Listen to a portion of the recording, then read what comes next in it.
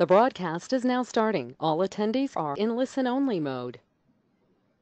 Hi, everyone. Thanks for joining us. It's Desi again. So today's webinar is being hosted by a fantastic Canadian artist and harmony expert that we discovered last year with the release of Harmony, our last release, which happened last fall. And Tracy Strong, otherwise known as the Stylist Rumble, who has the coolest two names I can think of, really is not only a brand ambassador for Toon Boom, but really an ambassador for artists around the world. She works on a lot of great projects, and you'll see a little bit of it reflected in today's webinar. But Tracy really is an expert in her field for many reasons, and she's passionate about animating, and she's passionate about what Toon Boom Harmony can do. Today's webinar is in Harmony Premium specifically, and we're going to go through something that's really interesting but really specific, and it's particle emitters. Now, some of you might think, okay, what is that? And of course, Tracy will go into it a lot more. But if you think about shows like My Little Pony or shows that Tracy's worked on that she'll talk about a little bit later, when you see sort of that glitter and that shine and that texture, sort of that is a little bit of what you'll see today and what this webinar is about, how to put those finishing touches on a beautiful production, and really how to make things look aesthetically pleasing to the eye. So Tracy's going to go into great detail. We're going to reserve about the last 15 to 20 minutes for questions, and we'll wrap it up under an hour. And also, so you can all follow along, you can pop up, open your Harmony license. And if you don't have any, that's okay. You can always download a free trial off our website. And you can also go into our Learn portal and take some journeys there. And this webinar is being recorded. And if you give us a few days, what will happen is Tracy will send me the recording, and we'll have it up on our website probably by next Tuesday or as early as next Monday, and it'll be at toonboom.com/webinars. If we don't get a chance to answer your questions throughout this webinar, we're going to ask that you email us at webinars@toonboom.com, webinars@toonboom.com, and what's going to happen is somebody, most likely myself, will be able to answer your question, whether it be technical or whether it just be a simple issue. So without any further delay, I'm going to introduce to you Stylist Rumble, Tracy Strong, and save your questions for the end. We're looking forward to it. Thank you. All right, thanks so much. That's such a good intro. Now I have to live up to all those expectations. So my goal today is to give, because I'm expecting most people have a little bit of an understanding how to navigate Harmony in general, but we want to get into some of the fancier stuff, the particle stuff, and I want to give you a good foundation to navigate the different pieces of this thing, and so you can take that and build from there. Because for a lot of people, particles are really daunting when you first get to it, and we're just going to start with your basic particle emitter here. So whenever I'm building particle effects, and as Desi said, it's kind of a detail piece that usually goes on towards the end of production. And in general, particles themselves are just these little dots that are procedurally generated by what's called a sprite emitter. And we can take these dots and have them do all sorts of stuff, fall or bounce or do whatever you need them to do. And then we can replace each of these dots with a sprite or some sort of an animated piece. So one of the examples is bees. If you need a swarm of bees, rather than needing to animate 50 bees, you can just animate these dots and replace each dot with a bee. Okay. So when you first open up your particle, your basic particle emitter, and all this stuff can be found in your node library under the particle tab. I'm going to start with the basic one, but it's fun to go through all of them in the examples tab so you can see how they approach this stuff. So they have various dusts and sprays and things, so you can see what tools they use to achieve that. But today we'll start with the basic one. And I don't know how familiar you guys are with your node view. it's such a great organizational tool, and a lot of people don't realize how in depth it goes. Each of these are color coded, just like your pegs. So your peg is sort of a yellow-green. We've got this guy, your planar region, he's more of a blue-green. And then your drawings, of course, I'm gonna grab a drawing down here. There we go. So your drawing is this lighter blue color, but these little ports are also color coded.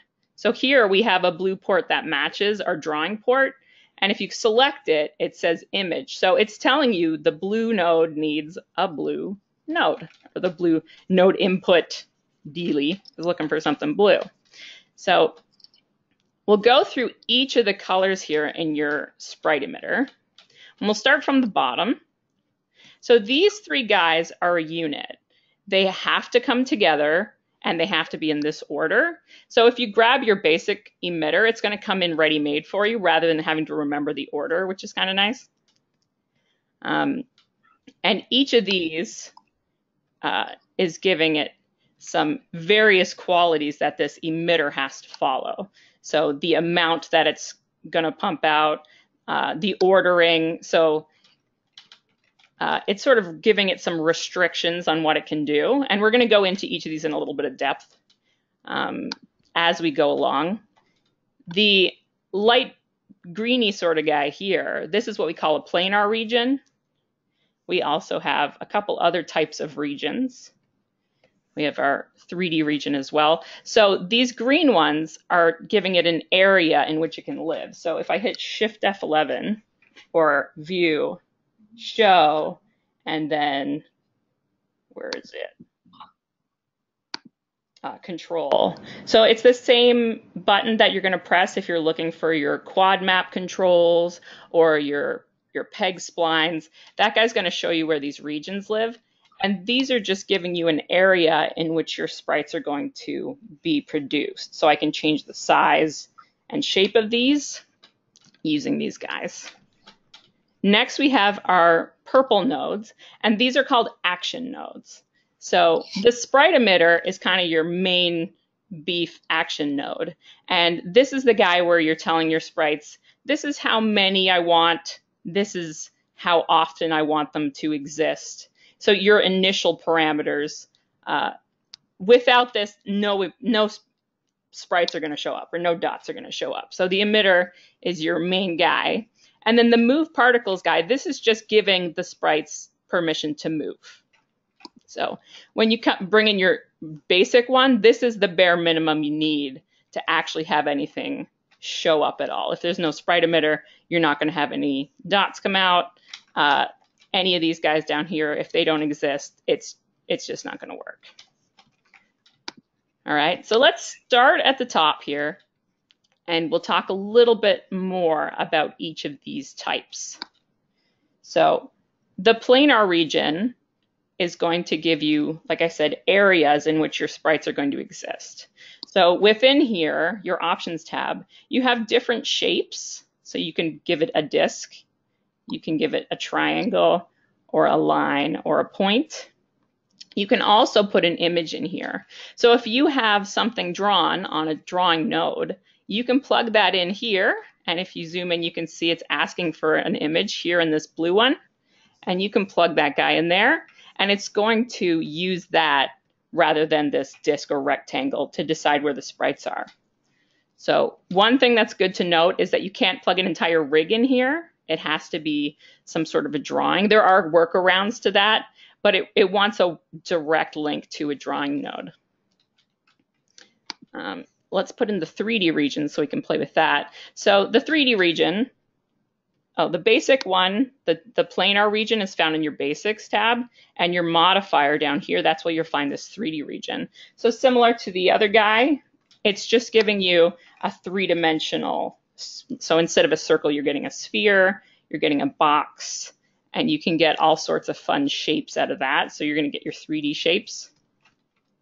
And then this guy, I'm going to plug a peg in here, because as you can see, if you zoom in, this guy's asking for a transformation or a peg tab. So we can take this guy in, and we can just animate it like you would any other item. So I can move it around here. and scale it up. These guys are getting left behind because when I'm moving this guy, you can see I'm adding a keyframe over here, but there's already a keyframe back here. So that's an important note. If you want everything to go the whole way along, you got to use your all keyframes mode. But these guys are animatable just like any of your drawings, just like you'd use any other thing. Your peg's going to work exactly how you expect it to. All right. So we've created this fancy guy here, animating along, and he's going to just barf out these little particles as it moves along. So for the first example, I'm going to start with just your basic thing like rain or snow. So we want the whole area to have rain or snow happening. And maybe you want it to start above your scene and fall into the scene. That makes sense. That way your raindrops aren't appearing in the middle of your scene. They're going to start up there and then fall down here. So once we come down to these purple nodes, we're going to start telling our sprites what we want them to do. Now that they're being generated up here, let's see what we want them to actually do. So in our modifiers here, we've got all sorts of different things that you can start playing with, but the basic one is going to be gravity. And this guy, along with your move particles, they do both need to exist together. This is just going to say, I want all my particles to move in a particular direction. And as default, it's -1, and your stuff's just going to start falling down.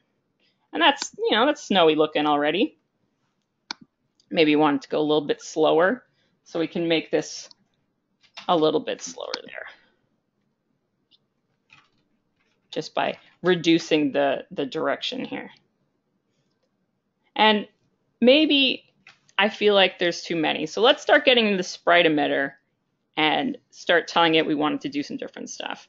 So there's two places where you can start telling your particles how many of them you want to exist. So I briefly mentioned these guys down here, and inside the particle baker, and I know there's like a ton of different things. There's so many different nodes and places. So just take it one step at a time and read the tooltips whenever you get confused. I highly recommend the help menu when you're going through this stuff. So this guy here, the particle baker and the Sprite Emitter, both have places where you can tell the sprites how many exist. So in your Sprite Emitter, the generation tab, the very first options you're getting is whether it's on or off. So I can turn this off by turning it to 0, and I can turn it on using 1, and that's animatable. Next, you have the number of particles. So right now it's saying it wants 100 particles. I can change that to 35, or I can change it to 2 or 66. Next is the probability of generating any particles. So along with this says how many it wants to make. And this guy here says the probability of it generating that many. So each frame you can think of as a beat for these particles. And on beat 1, right now it's saying it wants 66 particles 100% of the time. So if we say 50, then 50% of the time we're getting 66 particles. And you can see it's starting to get a little spitty. You're getting a big chunk and then a little bit less and then a big chunk there. This little button here, apply probability for each particle, this is when things start getting a little bit less samey, because often with particles it can feel very procedural, like you get lines of particles falling out, or you get that spitting effect. So now it's saying 50% of the time you're getting about 66 particles. So it might give you 23, it might give you 46, but it's using some sort of fancy math to figure out how many exactly it's giving you on each frame or each beat. So along with this guy here, these ones over here is going to tell it can only have a maximum number of particles of 1,000 or 10,000. So this is your particle baker, this yellow guy down here. So if I set this guy to 7, you get 7 particles. That's it. No more are going to happen. So right now it's 10,000, which seems to be doing pretty good for this. But it's good to note that this is here because you can force it to do less using this. Or if you have a number of Sprite emitters plugged into the same particle system, that's a thing. So if I copy my Sprite emitter, I make 2. Now I'm having double the amount of stuff fall in. Gonna need my region here. That's a must. So now I'm having both of these guys throw out 66, 50% of the time. And you could easily surpass this 10,000 mark in your particle baker. So if you find that you keep putting your numbers up really super high and you're not getting enough still, then you might want to check in here and see if you've got that turned on. All right, so I think this is just too much rain. I don't know, it's summertime, I don't want to see that much rain. Maybe just a little shower. So let's bring these numbers down. Keeping your probability in not too high. Like if you're doing it 100% of the time down here, that's when things start looking really samey. So I find keeping this low and then putting this higher if you want more is a little bit more effective. But it's something you got to kind of play around with and see how you feel about what your stuff looks like. So let's take these dots we've made. This feels rainy to me. And I'm going to add a raindrop. And I've pre-made a bunch of particles here so I don't have to, or sprites, so I don't have to design them. So in my drawing view, I'll show you what this guy actually looks like. He is simply, you want to be plugged in. Where are you, Raindrop? There you are. Zoom way in there. So it's just a little raindrop. There's only one frame on this particular guy. And we're going to have all of our sprites turn into this guy. So our Sprite emitter, the image it's looking for, we're going to plug that in. And then inside our Sprite emitter, so we just finished playing around with how many we want. Next, we want to have it look like something. So we're going to pop over here to the third tab, rendering. And this here, it says render as dot. So this is a good thing if you want to go back to dots. Some of these sprites can get really heavy, especially if you're doing explosions or smoke where you have really detailed drawings coming through here. So you can render things as a dot. If you're doing test animations, it's going to be a lot faster. But we're going to use the particle type in this particular instance. And now you can see we got some little raindrops. I might need to make these bigger, just so you can see them. Boop. So the size of your drawing does matter. If I draw great big fat drops here, we're going to get fatter ones. And use particle type. It's kind of a little bit of a weird thing. You have to go back to your generation tab, and then down here where it says type, this is going to correlate with that, and you're going to tell it how many of your different things you have. So in this case, for our raindrops, we just have one type, one drawing. But let's say we want to turn our rain into snow. So I've got some snowflakes here, and this has 14 drawings. I've just written it in here so that I don't have to go look. If I keep my type at 0 or at 1 and 1, then it's only going to give me my first snowflake. But if I give it between 1 and 14, this tells my Sprite emitter that I have 14 drawings between frame 1 and 14, and I want you to just sequentially assign the numbers here. So I can say randomly assign the number if I want things to be less sequential for whatever reason, or I can just leave it sequentially. For this in particular, it doesn't make a huge difference. And for snow, I'm just going to slow it down a little bit. So remember that our gravity is the guy moving these particles. So what I can do is just slow it right down. All right, so it's starting to look a little bit snowy. But now our problem is that the particles are appearing and falling, but there's all this empty space at the beginning. There's actually down here again in the particle baker.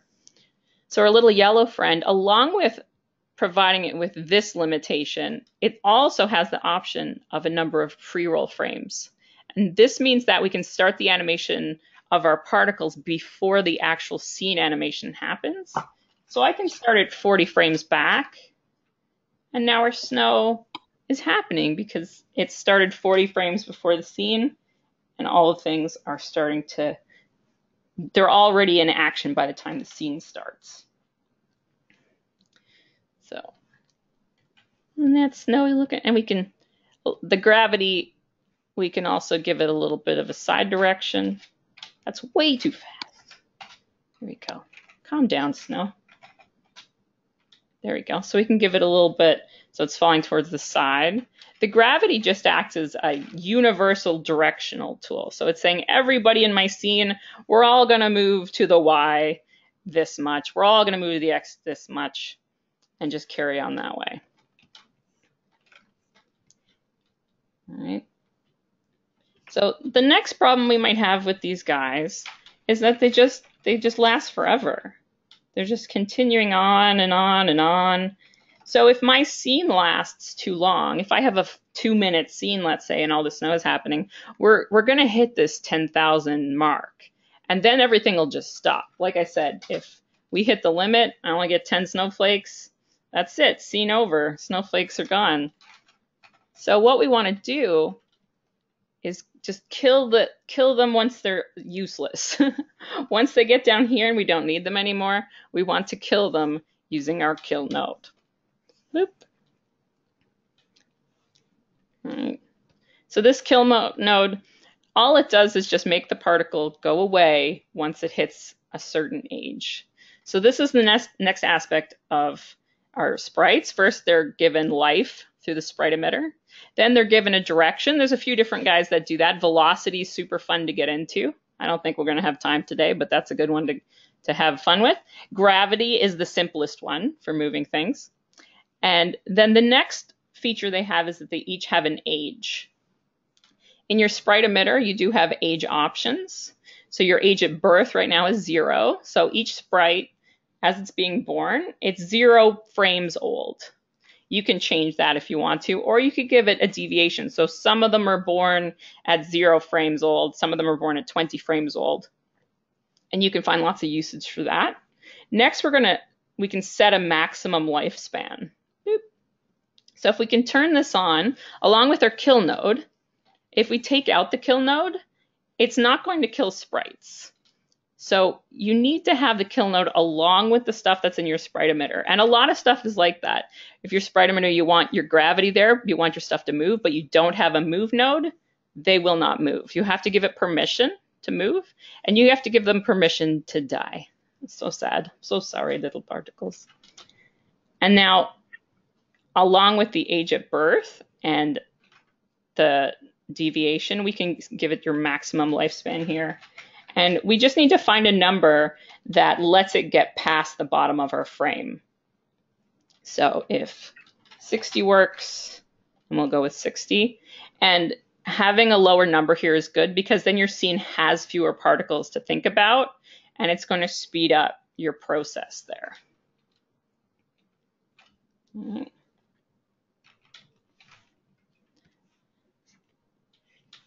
So let's just talk about sprites a little bit more, because there's a whole bunch of different ways that you can tell these sprites to render out. So here in our rendering tab, right now we're using particle type, and I didn't really explain much about that. There's a number of different ways to tell it to use these sprites. One is to use the frame number. So if you, right now my frame goes from 0 to 14.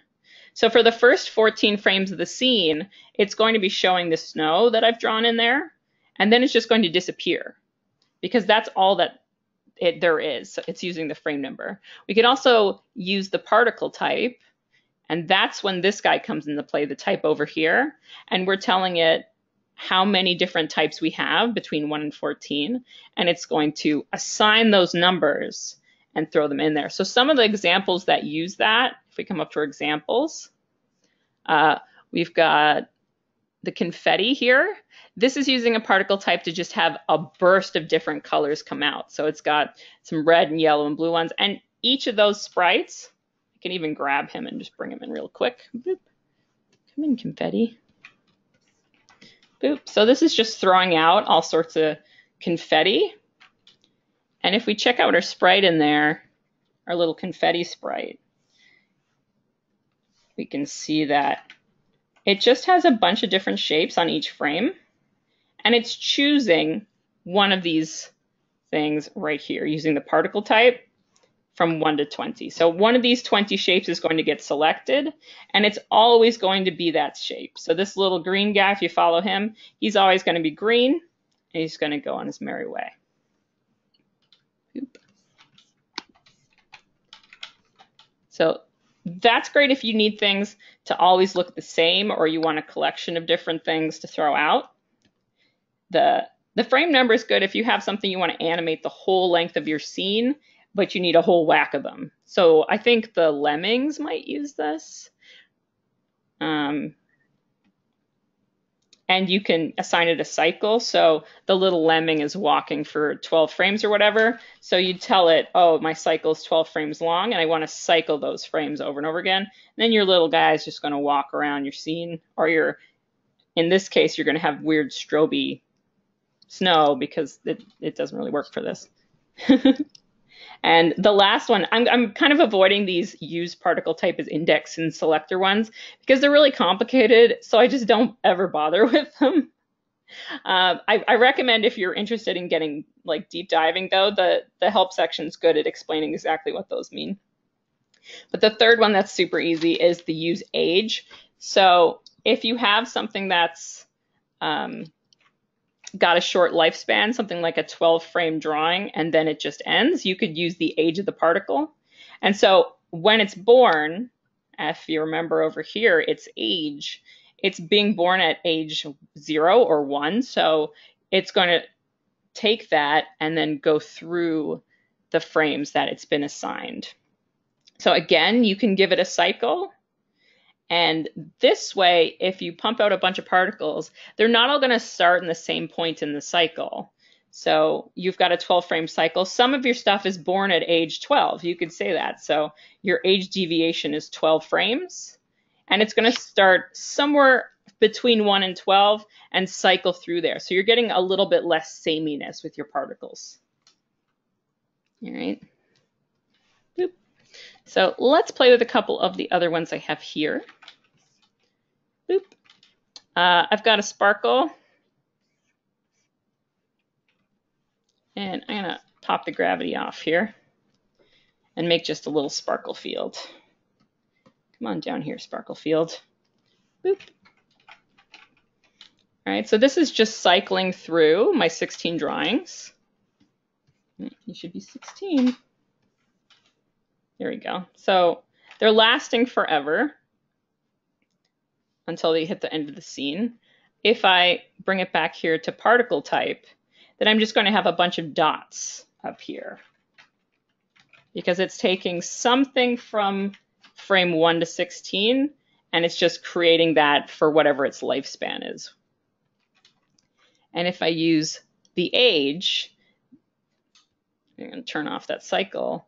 This is when you start getting just 12 frame sparkles or 16 frame sparkles that appear and disappear. So you're going to have that sparkly glitter. If you got to put it on the princess skirt or anything like that, this is when you're going to throw that kind of stuff in there. So let's throw another emitter in there because we can do that. And now along with my sparkle, I'm going to throw in some twinkles because twinkles are different than sparkles. And we'll see how we feel about that. So again, this is going to be using the same age thing. So it's just going to run through the frames of its age, and then it's going to disappear once it hits the end. So let's play with another few bits in here. Throw boop, a regular composite in here. I want to change some stuff about this guy. Maybe I want a gravity for this one. So if I have 2 sprite emitters and I want them controlled by different units, what I need to do is actually create a whole new version of this system. Boop. I can share these guys, so I can share my move and kill particles or action nodes. But if I want this guy to be involved with gravity and I don't want this one, then I need an entire new system. You cannot create a composite chain like this and then use one thing. You can see it's only taking the twinkles and not the sparkles here. You actually need these three guys in a little unit to make it happy. Boop. And now I want to change the size of these twinkles because they're out of control, like calm down twinkles. So one thing you can do is change the size of your sprites. As I mentioned, these guys are reactive to the size these are drawn in. So you could use your repositional drawing tools to just scale down everybody in here. But that could be really tedious if you have a bunch of different things to worry about. So another way you can do that is to down here. So these three guys are giving them restrictions. The bottom one here has scale restrictions, so you could actually sneak in a little bit of a smaller scale there. Boop. Here. So now our twinkles are falling, but our sparkles are not falling. That's pretty fun. But maybe we want our sparkles and twinkles to move around and follow our character. So let's reduce the size of this guy here. Let's talk about moving these guys around. So if I move my region, let's start over on the beginning here. And the 3D guys are reactive to the camera, just as if you'd be moving a 3D character around in space. So it might be better to use a 2D region if you're animating a 2D character, so your planar region. So let's put them in there for simplicity so we don't get a lot of, let's make a little circle. That way we don't get a lot of 3D distortion on our particles. So we'll start them here. And we'll use the peg in the planar region to just slide them across the scene over here. Boop. So now our guy's sliding across and just leaving particles falling behind it. I do have some cute little starfall particles, so I can replace that with this. And let's just bring the numbers down. So particles really is a lot of playing around with shapes and a lot of guess and check, like maybe I need more of this, maybe I need less of this, maybe I need to change the speed of things. And it's you end up bouncing around a lot to these different nodes. That's a normal part of particle life. Whee! So now as our unit's going across, it's leaving particles in its wake. So I'm gonna just draw a little circle here so we can boop, and we'll have it leave the thing. So we'll bring that peg outside our group and have our circle follow and leave this trail. That way you can see how it's actually leaving them behind, because sometimes you want your sparkles left behind and sometimes you want your sparkles to follow the item. So our little circle. We'll just extend our exposure and our sparkle's going to be left behind as our little dot travels along its way. Move that to the front. So, as I said, maybe you need your sparkles to stay on your character. So if you have a character with a sparkly shirt, you don't want it just leaving sparkles throughout the scene. Because just like if you have a friend with a sparkly shirt, you don't want them leaving sparkles all over your couch. That would be really rude to do. So what we can do, instead of having your planar region telling your particles where to go, we can take this transform guy, our peg, come down here, and our particle visualizer also has transformation ports. Boop. So if we plug those guys in here, now our sparkles, they're still falling because that's part of the emitter's decision up here. We've got a gravity node. This starfall is actually drawn so it's falling, but it's going to be following the character around. So we turn this off, we unplug the gravity, Now it's just going to be a glittery ball that's walking through the scene. So it's good to really understand the difference between animating with your particle visualizer versus animating with your planar region, just because they're going to give you very different results.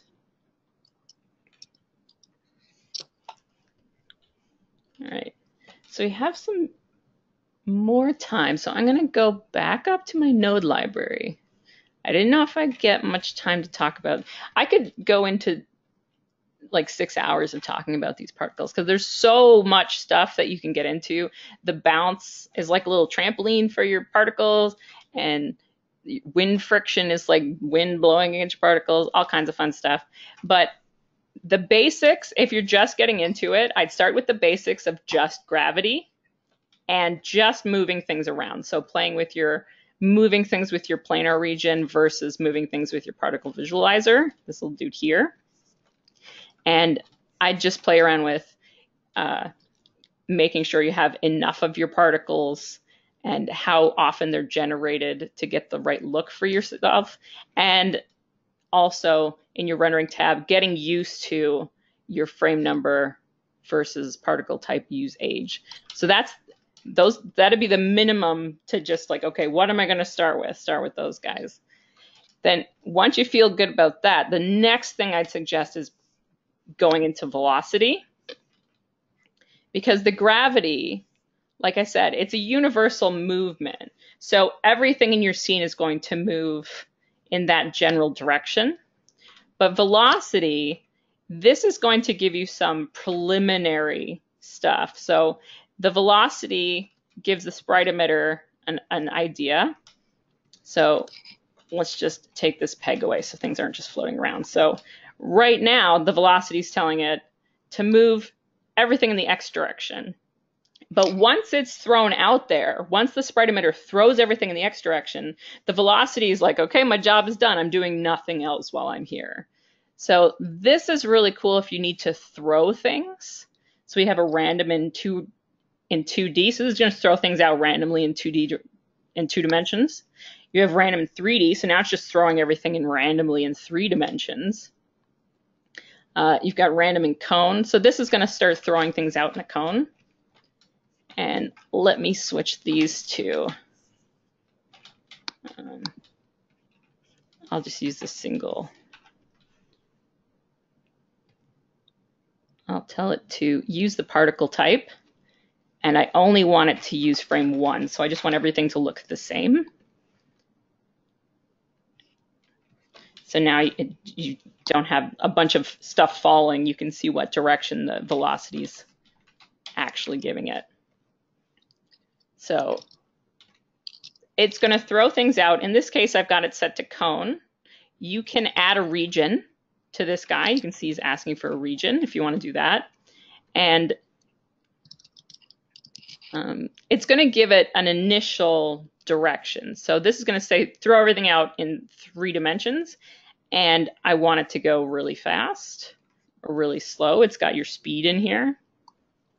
And then once it's done that initial thing, the other moved particles are going to take over. So if you have a gravity, the gravity is always on, going in a certain direction. The velocity is just that preliminary movement. So it's going to throw things out, and then the gravity will take over.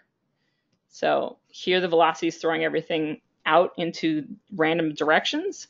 And once you put your gravity in, they're going to combine into each other. So velocity says, go out in every direction, and gravity says, fall in this direction.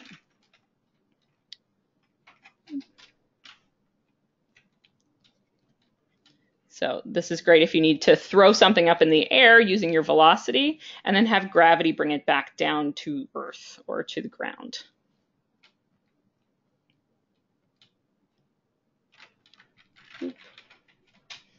So that was my shotgun overview. I imagine everybody's head is just spinning right now. We have a lot of fantastic questions, and I think we can probably get to them in the next 20 minutes. And Tracy, don't feel like pressure to answer any questions that you don't think you can. I think you will be able to. But if you can't, please just bear with us, and we'll get back to you later on. Mm-hmm. So the first question that I'm kind of curious about as well is, can you go into explaining a little bit more about how the planners affect the velocity node? How the planners? Yeah. What do you mean, like how I affect the velocity node, or? Yeah. Well, the velocity node, basically any of these nodes, when you're first starting to get introduced to them, what you want to do is just take a look at each of your options and try and figure out like what it's kind of trying to get at. So the velocity type here, this is where you're going to give it its initial instructions. You can input a shape. That's going to use your region here. Or you can say interpolated speed.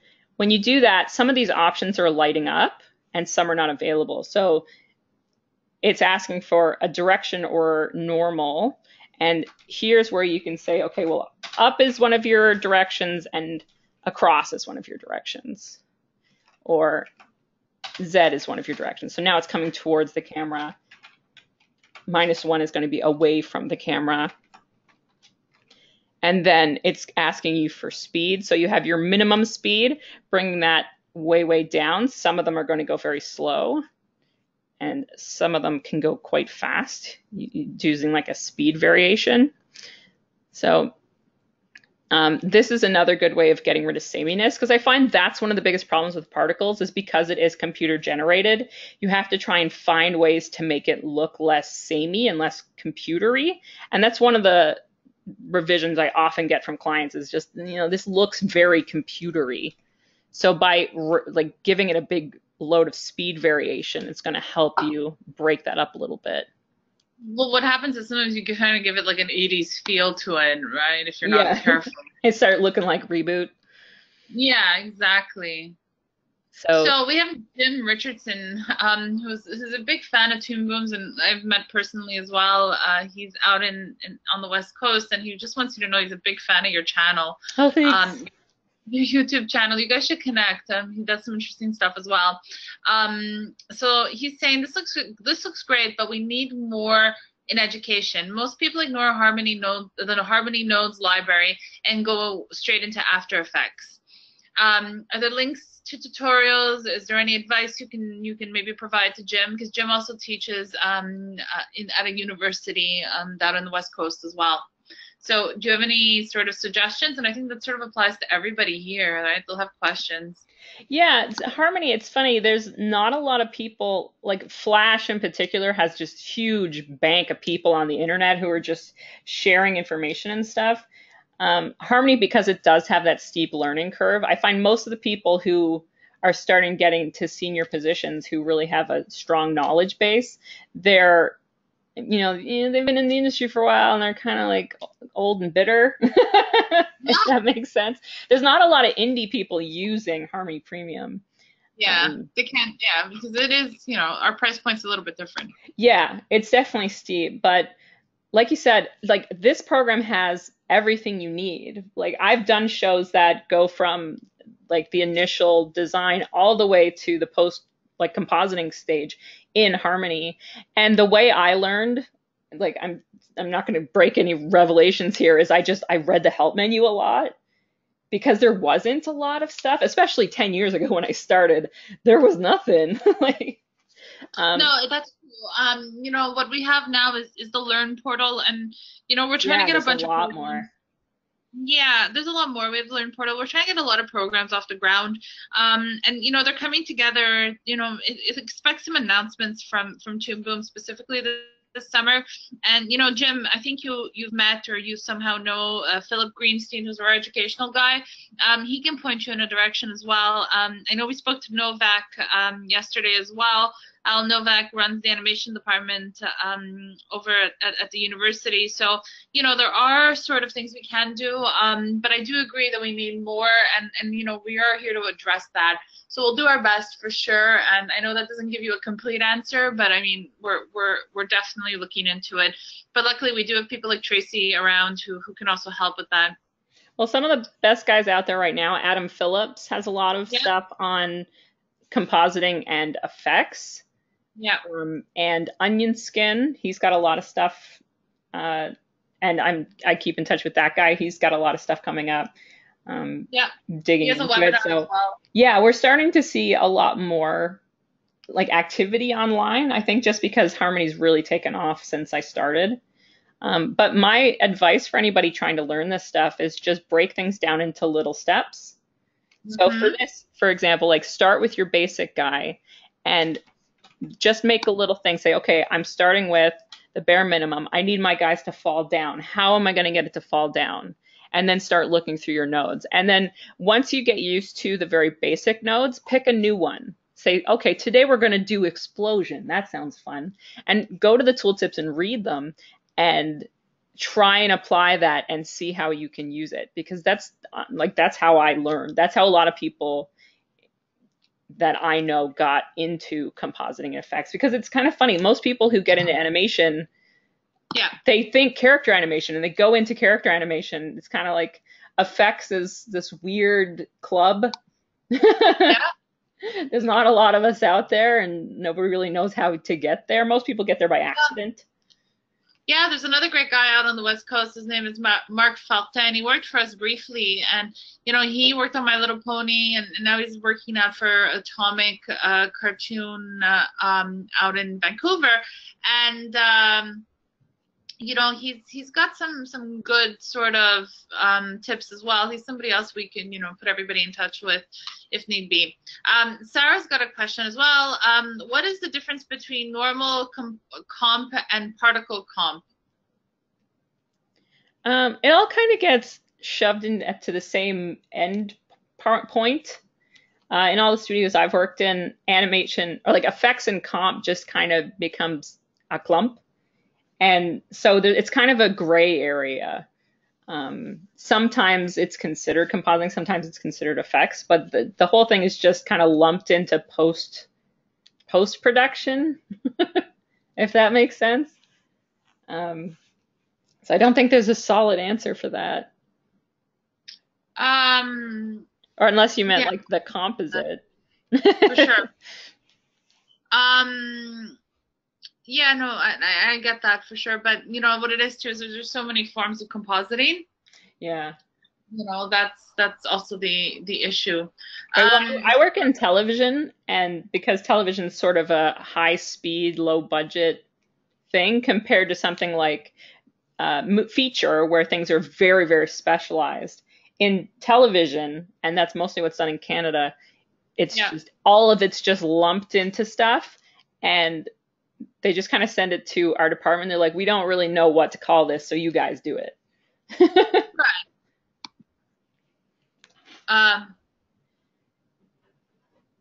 Let's see. I'm trying to go through the questions really quickly. So somebody's asking, Camilo, is it possible to create a particle setup where the particles are created in an area and then they converge at a point, or to be created on a point and move to another point in the scene?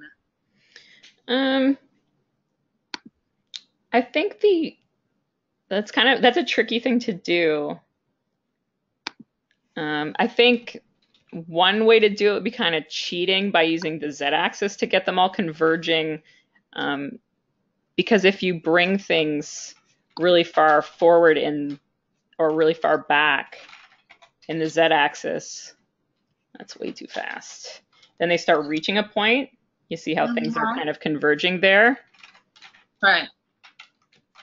But there's right now there's no kind of like, I'd want to call it a singularity where everything gets sucked into one place.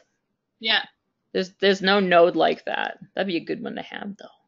Well, that's a good point. Mm-hmm. Can you talk a little bit more about like patterned lines and stuff like that?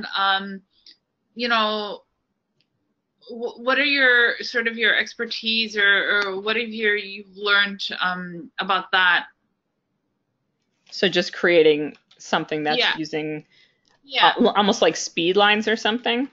Yeah, exactly. Yeah. Well, your Sprite Emitter because you get to draw whatever you want in your sprites, it's really versatile if you're coming from a drawing point of view. So here in your drawing, you could put in any sort of line you wanted, like line art. So if you had your line thicken and thin or something like that, or had your line rotate around, anything like that is going to get retained when it comes out of your Sprite Emitter. You could also have chain Sprite Emitters. So if you have your blue line doing a particular thing, and then you had your yellow line doing something in the next one, then it's going to, you could do something like abstract line animation using various particle emitters. And then it's a matter of playing with your various nodes, like to get it to do the things you want to do or move in the way you want to do it. So a lot of particles is kind of balancing that classical animation in your sprite and then using the particles to move it around. Okay.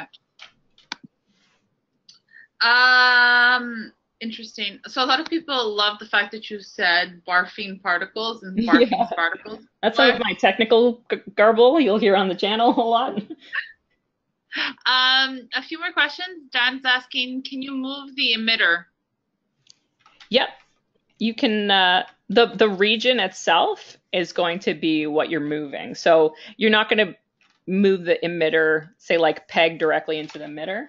But whatever region you plug in, that's what you're going to be animating around. So that's going to be this guy here.